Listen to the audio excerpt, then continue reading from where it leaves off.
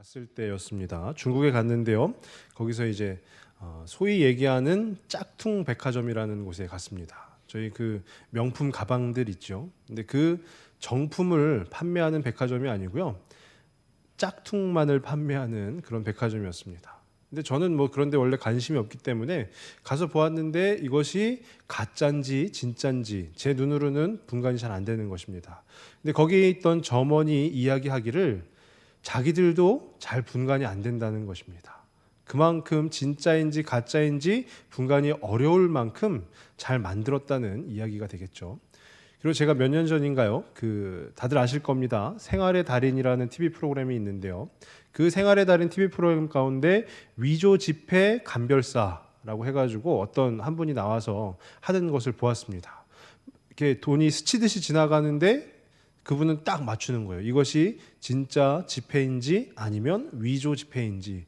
저는 그것을 보면서 와, 대단하다라고 생각이 들었습니다. 근데요, 우리가 살면서도요, 진짜와 가짜가 있는데 구별하기가 어렵다 하더라도 그 진짜와 가짜는 분명히 언젠가는 반드시 구별되어지는 것 같습니다. 오늘 본문은요, 이스라엘 왕국의 왕의 이야기가 나오고 있습니다. 우리가 잘 아는 것처럼 이스라엘의 초대 왕은 제1대 왕은 바로 사울입니다. 그리고 사울을 이어서 왕이 된 사람은 다윗이고요. 또 다윗의 아들 솔로몬이 이어서 왕을 하게 되죠. 솔로몬 때 부귀영화, 온갖 부귀영화, 나라가 강하여졌는데 솔로몬의 말년에 하나님 앞에 죄를 범하여서 그 나라가 둘로 나뉘어지게 됩니다. 나라가 분열되어지는 것이죠. 그래서 두 개의 나라로 나뉘어집니다. 하나는 북이스라엘, 그리고 하나는 남유다로 나뉘어져서요. 솔로몬의 아들인 르호보암이 통치하는 곳이 남유다. 그리고 솔로몬의 신하인 느밧의 아들 여로보암이 통치하는 곳이 북이스라엘입니다. 근데요, 앞부분인데요. 열왕기상 11장 35절에서 38절까지의 말씀인데요. 열왕기상 11장 35절에서 38절 말씀, 성경책 갖고 계신 분들은 눈으로 한번 읽어주시면 되고요. 제가 한번 읽어보겠습니다. 내가 그의 아들의 손에서 나라를 빼앗아 그 10지파를 내게 줄 것이요 그의 아들에게는 내가 한 지파를 주어서 내가 거기에 내 이름을 두고자 하여 택한 성읍 예루살렘에서 내 종 다윗이 항상 내 앞에 등불을 가지고 있게 하리라.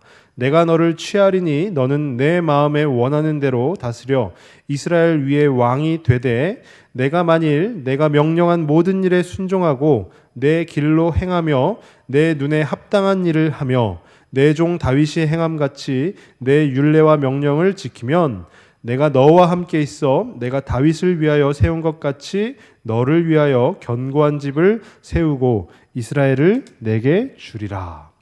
하나님께서 이 여로보암을 부르시는 장면입니다.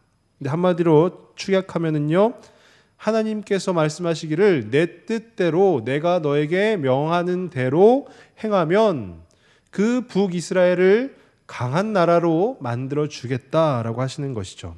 근데 오늘 저희가 함께 읽은 이 열왕기상 12장 25절에서 33절까지의 말씀 가운데는요, 여로보암이 죄를 범하였다라는 그 내용이 나오고 있습니다.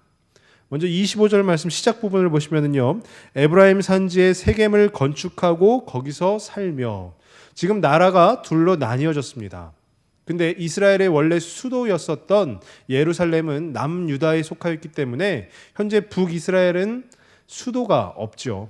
그래서 여로보암이 했던 것이 뭐냐면 에브라임 산지의 세겜이라는 그 도시에 그 북이스라엘의 수도를 건축한 것입니다. 이 세겜이라는 도시는요, 물이 풍부하고요, 또 농업적으로 먹고 살 수 있는 자원이 풍부하고 하여튼 최적의 위치였다라는 것입니다.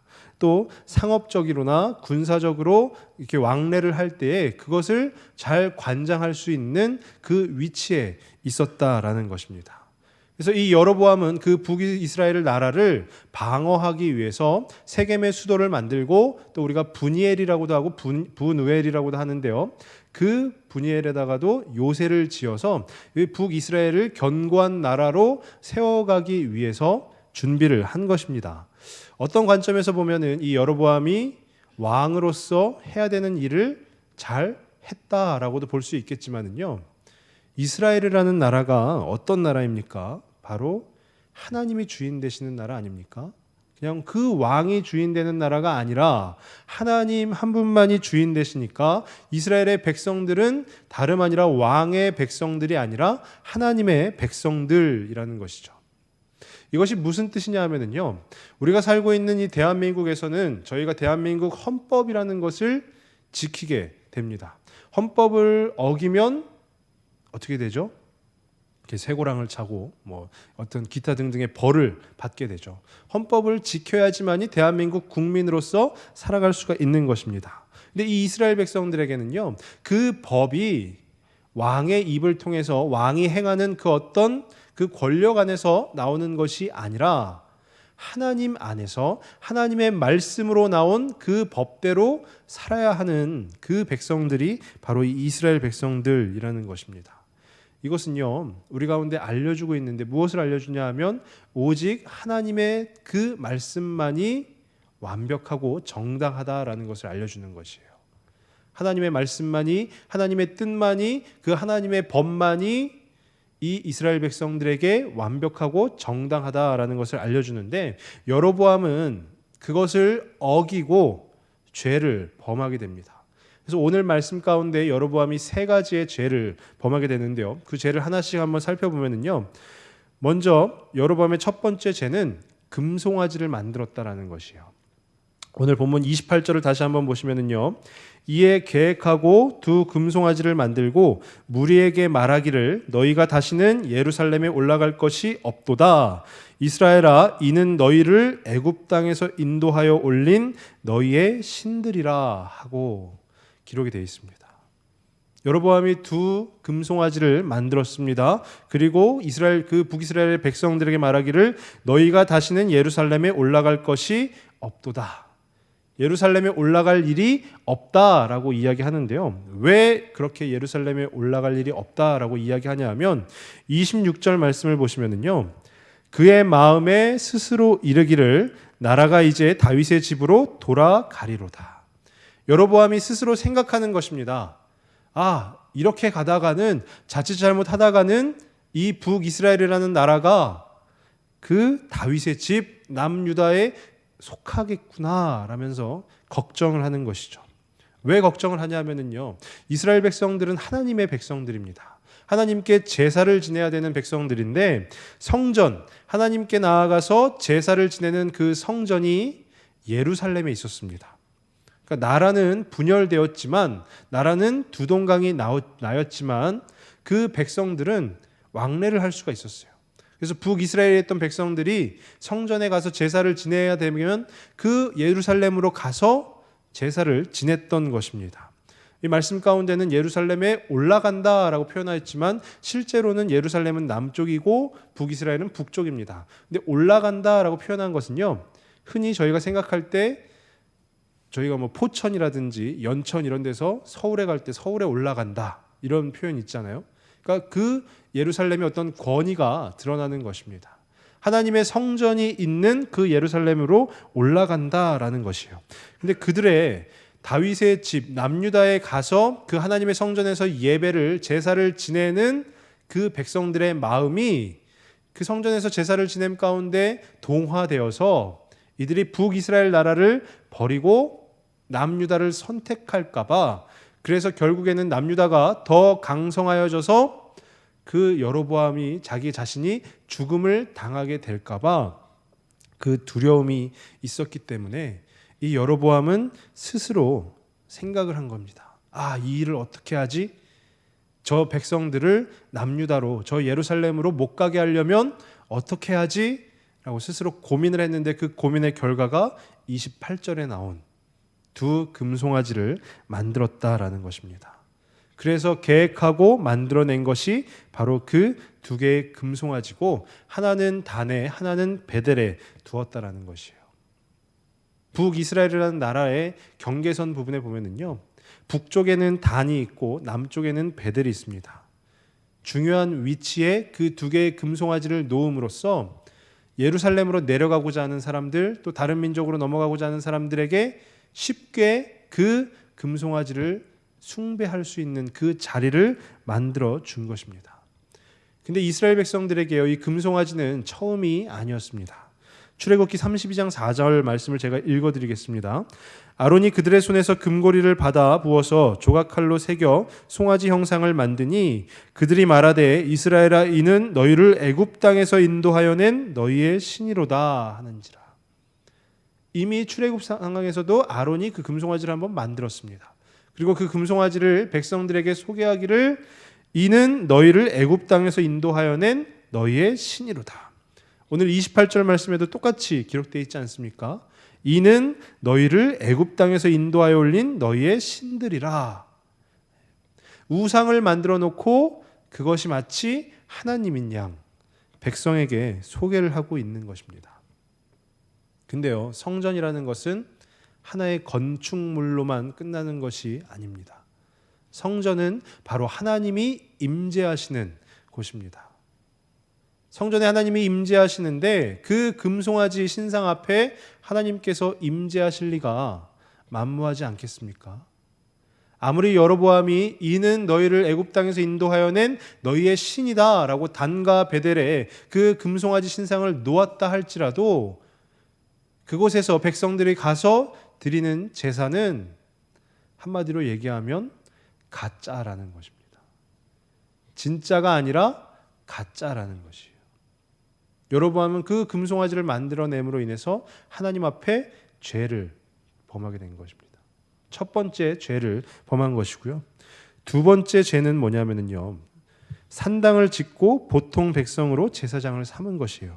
오늘 말씀 31절 말씀에 보시면요, 그가 또 산당들을 짓고 레위 자손 아닌 보통 백성으로 제사장을 삼고 라고 기록이 되어 있어요.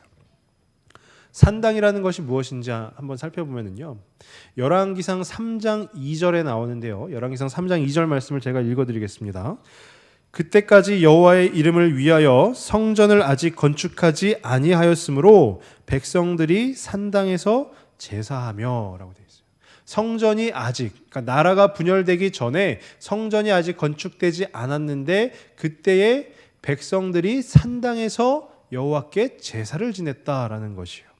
산당은요, 우리가 쉽게 생각하면 제단, 하나님께 그러니까 신께 제사를 지낼 수 있는 그 제단이 있는 높은 곳을 의미하는 것이에요. 이스라엘 백성들이 출애굽의 여정을 통해서 가나안 땅으로 들어왔는데 이미 그 가나안 땅에는 가나안 그 땅 안에 이방 민족들이 살고 있었어요.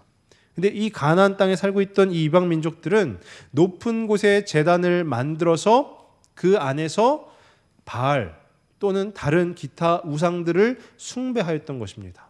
그러니까 이스라엘 백성들이 가나안 땅에 들어가서 그 가나안 땅에 있던 그 문화에 자연적으로 이 사람들이 동화가 된 것이죠. 그래서 그냥 높은 곳에 단을 쌓은 그 제단, 그 산당에서 제사를 지내도 이것이 우리 여호와 하나님께 제사를 지내는 것과 동일하구나라고 생각을 하였던 것이에요. 근데 이것은 적절하지 못한 제사입니다. 하나님께 드려야 되는 그 제사가 이방 민족들이 이방 그 신들에게 제사를 지내던 그 산당에서 그냥 크리스천이 그 자리 가운데 나아가서 제사를 지냈다 하여서 그것이 온전한 예배가 될 수 있겠습니까? 제단은요, 그 하나님 앞에 나아가서 제사를 지내는 그 제단은 오직 하나님께서 허락하신 장소에서만이 가능한 것입니다. 우리가 이 교회에 모여서 하나님께 예배드리지 않습니까? 근데 만약에 예를 들어서 우리가 절에 가서 그 하나님을 찬양한다고 해보십시오. 그것이 말이 잘 되지 않지 않습니까?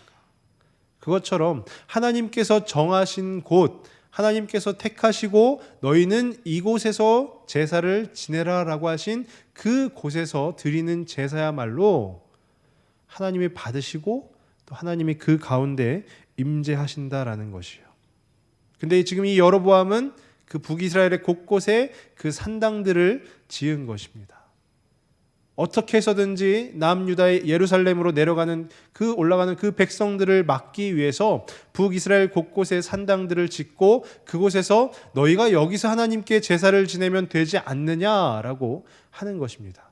근데 거기서만 멈추는 것이 아니고요, 보통 백성으로 제사장을 삼고라고 또 돼 있어요.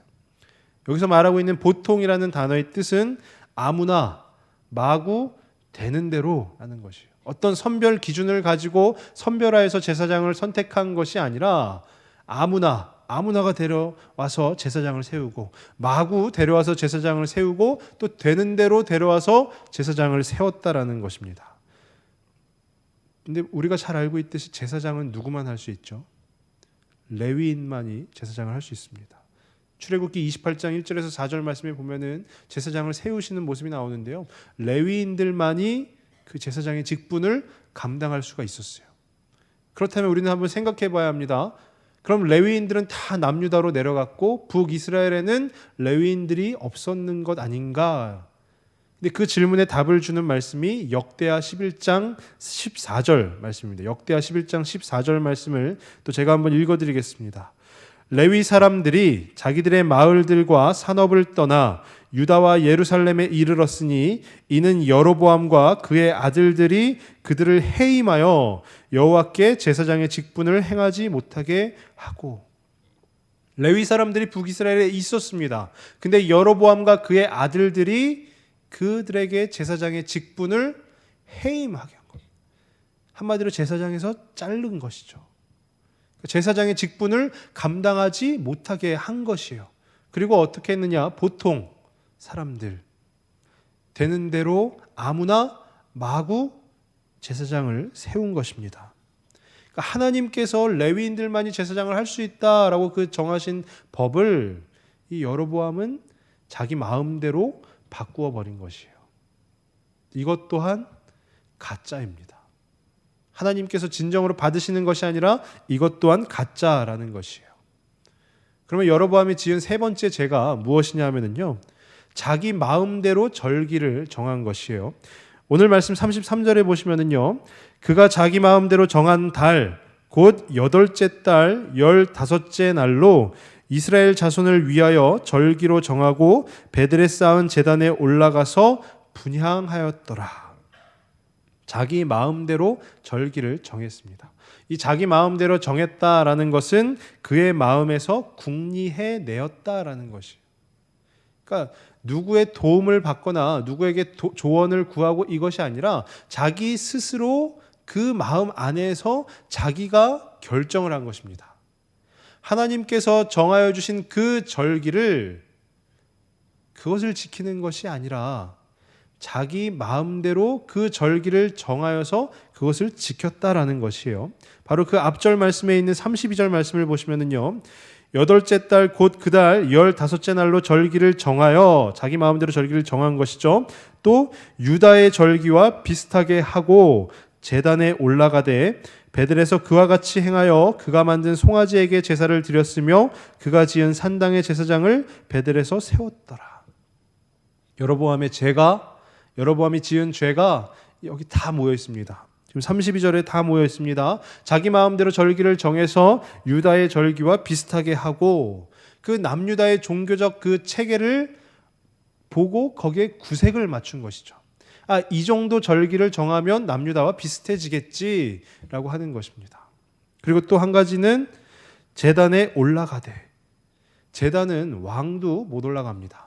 오직 제사장만이 올라가는 곳인데 여로보암이 지금 왕인데도 불구하고 자기의 어떤 그 직분을 망각하고 제단에 직접 올라가는 거죠. 제사장이 해야 되는 일까지 자기가 막 하는 겁니다. 그리고 베델에서 그와 같이 행하여, 베델은 뭐죠? 아까 그 금송아지를 만들어 놓은 곳이죠. 그가 만든 송아지에게, 하나님의 임재도 없는 그 송아지에게 제사를 드렸고요. 또 그가 지은 산당들에서 그가 세운 아무나 보통의 사람들로 세운 그 제사장들을 거기에 세웠다라는 것이에요.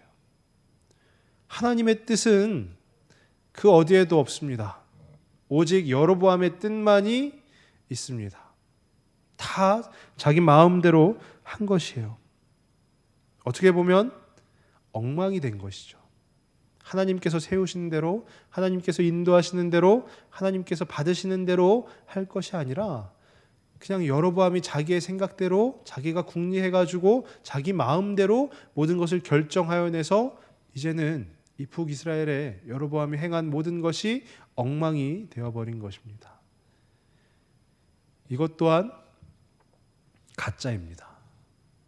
여로보암이 지은 이 세 가지의 죄, 금송아지를 만들고요, 산당들을 짓고 보통의 사람들로 제사장을 세우고 또 자기 마음대로 절기를 정하였던 이 세 가지의 죄가 공통점이 하나 있어요.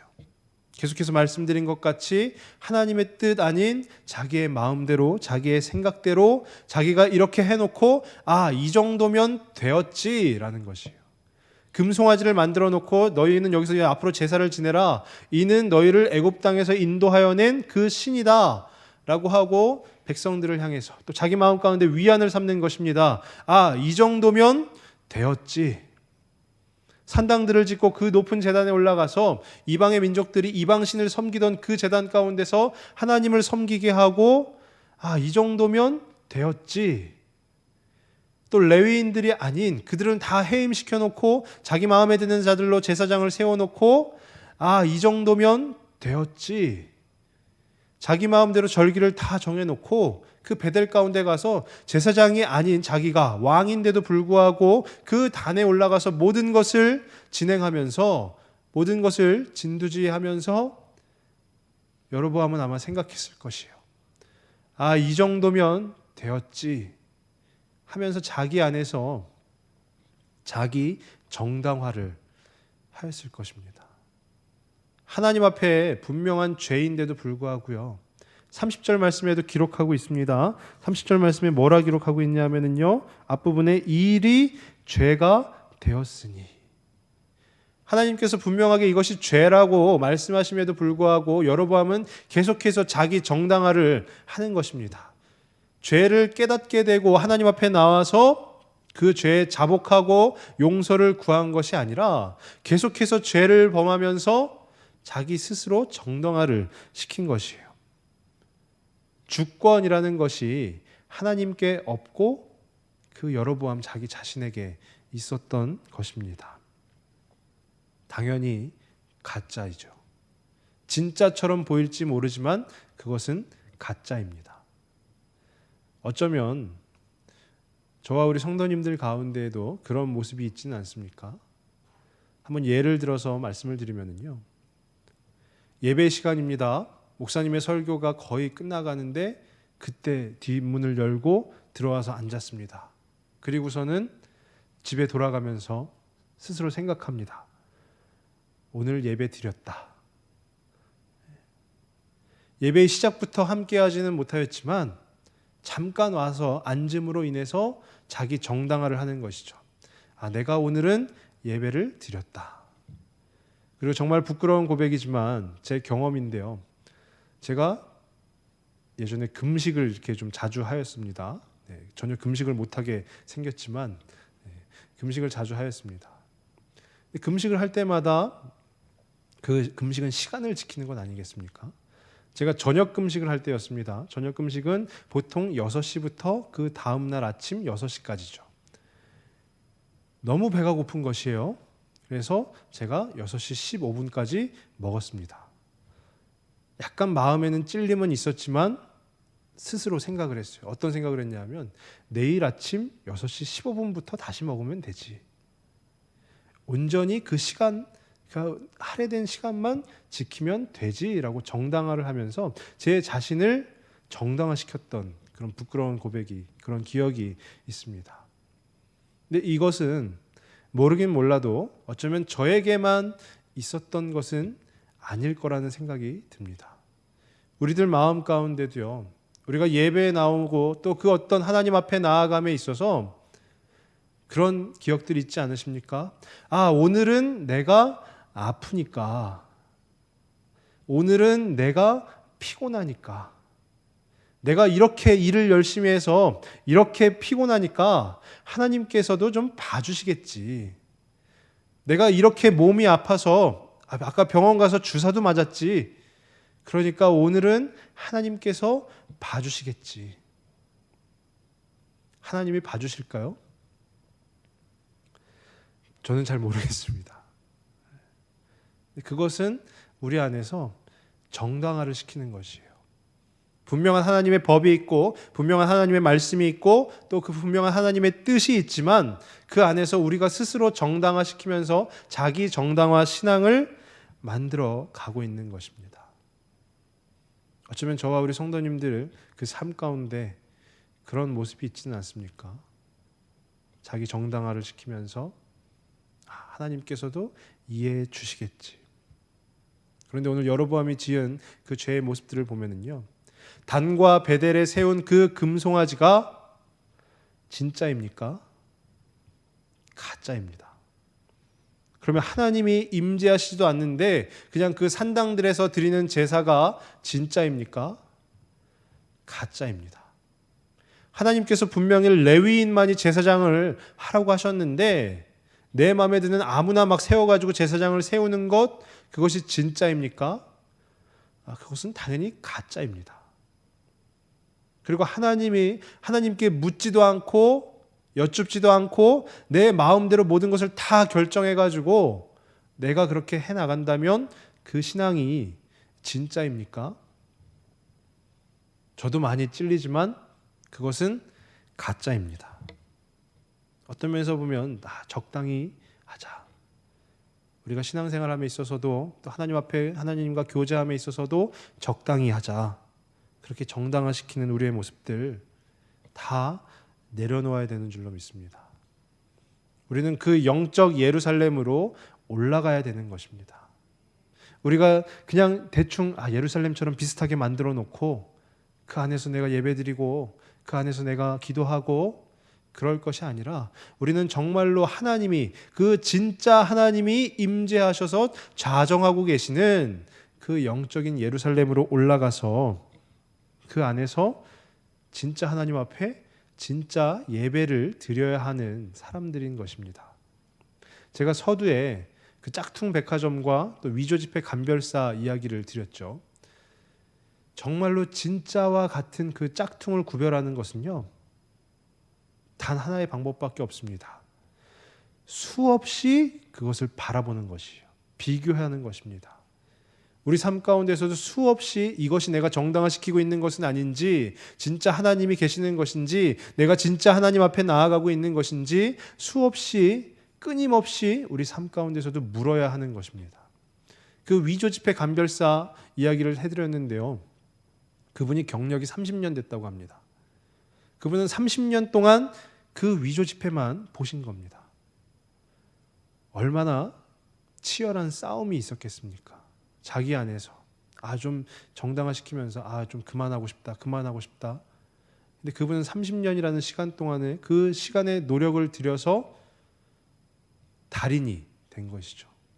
가짜와 진짜를 구별하는 달인이 된 것입니다. 저는 간절히 바라기는요, 저와 우리 성도님들 모두가 그 예배의 달인이 되었으면 좋겠습니다. 그냥 적당히 예배드리고 그냥 자기 정당화시키면서 살고 그것이 아니라 하나님 안에서 진짜 예배를 드리는, 진짜 예배를 사모하며 나아가는 그 예배의 달인들이 다 되실 수 있기를 바랍니다.